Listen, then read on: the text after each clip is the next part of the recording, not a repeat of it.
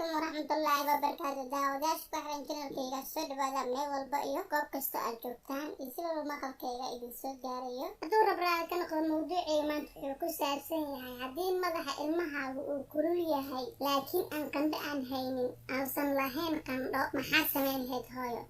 Maxaad u qaban lahayd cunugaaga yar? Haddii aad ila socoto muuqaalka like garee una share garee asxaabtaada. Haddii aad ila socona fadlan igu soo biyo channelka subscribe saar muuqaalka like garee siina share garee mahadsanid. Haddii aan gudagal mawduucayga haddii aad dareento in madaxa ilmahaagu uu diiran yahay sidii caadiga ahayd ee ka baar heerkulka hooyo. Hadduu guriga ugu yaalo temperature-ka waad ka baari kartaa. hadduu guriga ku oolinna waxaad samayn kartaa gacantaada ayaa ku qiyaasi karta. gacantaada zaaid u dareemaysid. haddaba dhalaanka waxaa la tixgeliyaa marka uu heerkulkiisa jirka uu ka sareeyo 38 centigrade. haddaba hadda aanu aragno qaar ka mid ah tixgelinta ilmaha marka madaxooda ay kulul yihiin. kow, si huban ugu labis ilmaha haddii markaasi cimiladu ay kulushahay ama ay qoyan tahay. hubi ilmahaaga dharka uu xiran yahay ma ku neefsan karaa. heerkul ka sareeya 23 degree ayaa badanaa loo tixgeliyaa kulaylka dhalaanka. sidoo kale iska ilaali